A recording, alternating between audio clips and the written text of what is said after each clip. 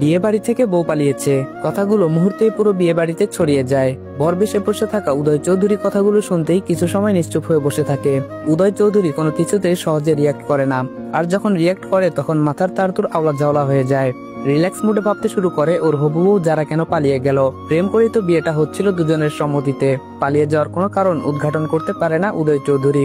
উদয়ের বাবা উমায়ের চৌধুরী চেঁচামেচি শুরু করেন, মস্করা নাকি, এতগুলো দিন প্রেম করে বিয়ের দিন পালিয়ে গেল, বিয়ে যখন করবে না সেটা আগে বললেই হতো। এভাবে এতগুলো মানুষের সামনে অপমান করার মানে কি? জারার বাবা জামিল আহমেদ মাথা নিচু করে দাঁড়িয়ে আছেন উমর চৌধুরীর সামনে, কি বলবেন নিজেও বুঝতে পারছেন না। বিয়ের দিন মেয়ে এমন কিছু করবে কল্পনায় ছিল না। মেয়ে যাকে পছন্দ করেছে, যাকে বিয়ে করতে চেয়েছে, তার সাথেই তো বিয়ে দিচ্ছিলেন। তাহলে শেষ মুহূর্তে এসে পালিয়ে গেল কেন? এতগুলো মানুষের সামনে ওনাকে ছোট না করলে কি জারার হতো না?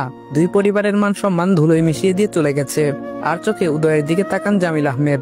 উদয় শান্ত ভঙ্গিমায় বসে আছে স্টেজে, সকল গেস্ট গুজুর গুজুর ফুসুর ফুসুর করছে, ছি ছি করছে। উদয়ের জন্য কেউ কেউ আফসোস করছে, হীরের মতো ছেলেটাকে ছেড়ে কিভাবে পালিয়ে গেল যারা। যেখানে শত শত মেয়ে উদয় চৌধুরীকে বিয়ে করার স্বপ্ন দেখে, সেখানে যারাও কে বিয়ের আসরে ফেলে পালিয়ে গেল। পালিয়ে গেল কার সাথে? সে কি উদয়ের থেকেও বেশি হ্যান্ডসাম, বেশি রিচ? 10 বছরের একটি মেয়ে উদয়ের পাশে এসে দাঁড়ায়, হাতে থাকা একটা কাগজ উদয়ের দিকে বাড়িয়ে দিয়ে বলে, যারা ফুফি এটা তোমাকে দিতে বলেছে। হাত বাড়িয়ে কাগজটা হাতে নেয় উদয়, ভাঁজ খুলে মনে মনে পড়তে শুরু করে কাগজের লেখাগুলো। সরি উদয়, আমি তোমার মতো মানসিক রোগীর সাথে সারা জীবন পার করতে পারবো না। আমি তোমাকে যতটা সুস্থ স্বাভাবিক মানুষ ভাবতাম, তুমি ততটা সুস্থ স্বাভাবিক না, মানসিক রোগী তুমি, বলা যায় পাগল। আমি অনেক ভেবে দেখলাম পাগলের সাথে সংসার করা যায় না। আমি নিজেকে অনেক বোঝাতে চেয়েছি, তবে পারিনি। আমি তোমাকে বিয়ে করে নিজের ফিউচার ধ্বংস করতে পারবো না, তাই আমি চলে যাচ্ছি। আমাকে খোঁজার চেষ্টা করে লাভ নেই, খুঁজে পাবে না আমাকে। প্রহর উদয়ের হাত থেকে নিজের হাতে তুলে নেয় কাগজটা, লেখাগুলো পড়ে রাগে শরীর রিডি করে ওঠে। বাম হাতের মুঠোয় কাগজটা দলা মোচড়া করে ফেলে মুঠো করে রাখে। ডান হাতে উদয়ের এক হাত ধরে বলে, ব্রো চলো। উদয় ওঠে না, শক্ত হয়ে বসে রইল। চোখের সামনে ভেসে ওঠে যারার সাথে কাটানোর সময়গুলা। রিলেশনের শুরু হওয়ার আগেই উদয় যারাকে জানিয়ে দিয়েছিল ওর সমস্যার কথা। যারা সবকিছু জেনে ওর সাথে সম্পর্কে জড়িয়েছিল। তাহলে শেষ মুহূর্তে এসে ছেড়ে যাওয়ার মানে কি? এমন না তো যে উদয় ওর কাছে থেকে সবকিছু লুকিয়ে রেখেছিল। উদয়ের মস্তিষ্কের ভেতর কিছু একটা হলো, চোখ ঝাপসা হয়ে আসে, আবার আবছা আবছা স্মৃতি ভাসতে থাকে চোখের তারায়। মাথা ঘুরতে শুরু করে। উদয়কে জোর করে ধরে যারার বাড়ি থেকে বেরিয়ে আসে সবাই। কারে বসে একটা কথাও বলে না উদয়। এসির মধ্যে বসে থেকেও ওর শরীর ঘামছে। চোখ বন্ধ করে কারের সিটে মাথা এলিয়ে দেয়। বাড়ি ফিরে আসে সবাই। গেস্টরা রাস্তা থেকেই বাড়ি ফিরে গেছে। খুব কাছের কয়েকজন আত্মীয় শুধু ওদের বাড়িতেই ফিরে এসেছে। বিয়ে উপলক্ষে পুরো বাড়ি লাইটিং করা হয়েছে, টাটকা ফল দিয়ে সাজানো হয়েছে। বাহারি রঙের আলোয় ঝিকিমিকি করছে বাড়িটা। পুরো বাড়ি নিশ্চুপ নীরবতায় ঘেরা। বাড়ির ভেতর প্রবেশ করে উদয়, ওর পেছন পেছন বাকি সবাই প্রবেশ করে। উদয় ড্রয়িং রুমে এসে ভাঙচুর শুরু করে। যা সামনে পায় তাই তুলে তুলে আছাড় মারে। ভয়ে ওর সামনে কেউ যাচ্ছে না, থামানোর চেষ্টা করছে না। কে জানে কার মাথায় বাড়ি দিয়ে সোজা উপরে পাঠিয়ে দেয়। এতক্ষণ কিভাবে শান্ত ছিল, এটাই তো অবাক করার বিষয়। সবাই তো ভেবেছিল ওই বাড়িতে আগুন ধরিয়ে দিয়ে আসবে।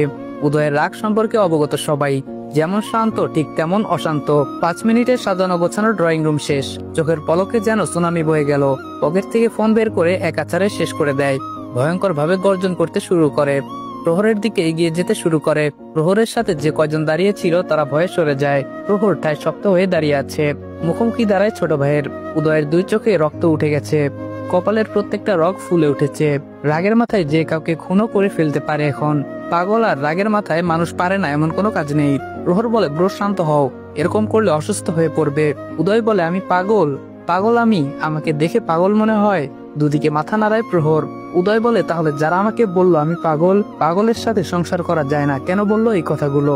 আমি তো প্রথমে সব বলেছিলাম ওকে, তখন মেনে নিল কেন? এমন আমি কে? তখন কেন আমার জীবনের সাথে জড়ালো? আমি তো প্রথমেই বলেছিলাম একবার আমার সাথে জড়িয়ে গেলে আমাকে ছেড়ে যেতে পারবে না। ও তো বলেছিল কোনোদিন ছেড়ে যাবে না, প্রমিস করেছিল সারা জীবন আমার সাথে থাকবে। তাহলে শেষ মুহূর্তে এসে ছেড়ে চলে গেল কেন? ওর এখন কেন মনে হলো আমি পাগল, আমার সাথে সারা জীবন পার করা যায় না? এগুলো আগে কেন মনে হয়নি? প্রহর বলে, চুপ করো ব্রো, শান্ত হও। উদয় বলে, আমার কষ্ট হচ্ছে ভাই, শান্ত হতে পারছি না। যারা কেন আমার সাথে এমন করলো? শত শত মানুষের সামনে আমাকে জোকার বানিয়েছে। সবাই কিভাবে তাকিয়েছিল আমার দিকে, সবাই হেসেছে আমার উপর। প্রহর বলে, এরকম কিছু হয়নি ব্রো, কেউ হাসেনি তোমায় দেখে, এসব তোমার ভুল ধারণা। উদয় বলে, তুইও আমাকে পাগল বলছিস? প্রহর বলে, না এরকম কিছু বলিনি আমি। আবার উত্তেজিত হয়ে ওঠে উদয়, তুই এরকম কিছুই বলেছিস। আমি জানি পাগলরাই ভুলভাল বলে, ভুলভাল ধারণা করে, তার মানে আমি পাগল, সত্যি সত্যি আমি পাগল। প্রহর বলে, তুমি মস্তিষ্কে প্রেসার কেন দিচ্ছ? মাথা মস্তিষ্ক ঠান্ডা করো, কিচ্ছু হয়নি, শান্ত হও, রিল্যাক্স। উদয় শান্ত হয় না, পাগলের মতো আচরণ শুরু করে, এক কথা বারবার রিপিট করে। কেউ কিছু বললে তেড়ে ফুঁড়ে যায় তাকে মারতে, ভয়ে কেউ কিছু বলছেও না। চিল্লা পাল্লা করতে করতে নিচে পড়ে যায়। প্রহর দৌড়ে এসে বসে বড় ভাইয়ের পাশে, অজ্ঞান হয়ে গেছে। পকেট থেকে তাড়াহুড়ো করে ফোন বের করে উদয়ের ডক্টরের কাছে কল করে। উদয়ের অবস্থা সম্পর্কে জানালে ডক্টর জানায় সে আসছে 30 মিনিটের মধ্যে। উদয় চৌধুরী বাড়ির বড় সন্তান, বাবা উমর চৌধুরী, মা উম্মেহানি চৌধুরী, ছোট ভাই প্রহর চৌধুরী। উদয়ের মা উম্মেহানি চৌধুরী মারা গেছেন 16 বছর আগে। উদয়ের চোখের সামনে রোড অ্যাক্সিডেন্টে মারা যান, একটা লরি পিছে দিয়ে চলে গিয়েছিল। মায়ের মৃত্যু চোখের সামনে দেখে সহ্য করতে পারেনি উদয়। কয়েকদিনের মধ্যে মানসিক ভারসাম্যহীন হয়ে যায়। একবার বাড়ির সবাইকে দেখে ভয় পেত, তো আবার তেড়ে সবাইকে মারতে যেত। টানা 3 বছর চিকিৎসায় 15 বছর বয়সে সুস্থ হয়ে ওঠে, তবে পুরোপুরি সুস্থ হয় না। ঘুমের মধ্যে চিৎকার করে উঠতো, কান্না করত, মাঝে মধ্যে অস্বাভাবিক আচরণ করত। ডক্টর পরামর্শ দেন আবহাওয়া পরিবর্তনের। উদয়কে নিয়ে দেশ বিদেশে ঘুরে বেড়াতেন উমর চৌধুরী, তাতে খুব একটা লাভ হতো না। উদয় বলতে পারতো না পুরনো স্মৃতি।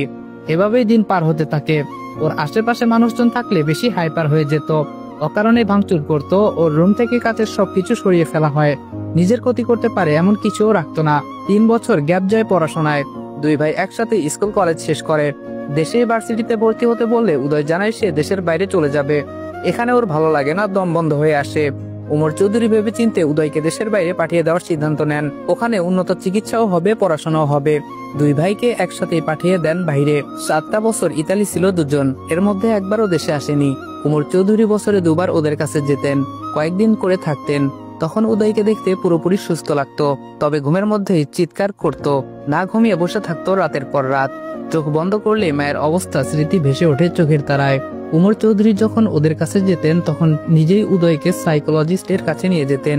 প্রহর নিজেও নিজ দায়িত্বে সাইকোলজিস্টের কাছে নিয়ে যেত চিকিৎসা নিতে। অনেক উন্নতিও হয়েছে এতে। তারপর হঠাৎ একদিন পরিচয় হয় যারার সাথে। বাঙালি দেখে যারা নিজেই আগ বাড়িয়ে কথা বলতো। উদয় ওর দিকে তাকাতো না, কথাও বলতো না। সৌজন্যমূলক প্রহর একটু একটু কথা বলতো। প্রায় সময় ক্যান্টিনে দেখা হতো 3 জনের, লাইব্রেরিতেও দেখা হতো। 2 ভাই এড়িয়ে যেতে চাইলেও যারার জন্য পারতো না, ঠিকই কথা বলতে চলে আসতো। কথায় কথায় জানতে পারে যারা অন্য ভার্সিটিতে অনার্স কমপ্লিট করেছে, স্কলারশিপ নিয়ে এই ভার্সিটিতে মাস্টার্স কমপ্লিট করতে এসেছে, তাই আগে কখনো দেখা হয়নি। উদয়ের অ্যাটিটিউড, হ্যান্ডসামনেস, ওর পার্সোনালিটি মুগ্ধ করে যারাকে। যেখানে অন্য সব ছেলেরা ওর পেছনে ঘুরঘুর করে, সেখানে উদয় ওর দিকে তাকায় না পর্যন্ত। তারপর থেকে যারা নিজেই উদয়ের পেছনে ঘুরঘুর শুরু করে। উদয় বিরক্ত হতো যারার আচরণে। যারাকে দেখলেই 100 হাত দূর দিয়ে চলাফেরা করত। কখনো সামনে পড়ে গেলে প্রহর কথা বলতে চাইলেও উদয় বলতে দিত না, টেনে নিয়ে চলে আসতো। 2 ভাইয়ের বন্ডিং অনেক ভালো, একে অপরের কাছে সবকিছু শেয়ার করে। ভাই হলেও সম্পর্ক বন্ধুর মতো। কয়েকদিন পরেই উদয়কে প্রপোজ করে বসে যারা। এক কথায় রিজেক্ট করে দেয় উদয়, কিন্তু যারা ওদের পিছু ছাড়ে না। খুঁজতে খুঁজতে ওদের ফ্ল্যাটে পৌঁছে যায়।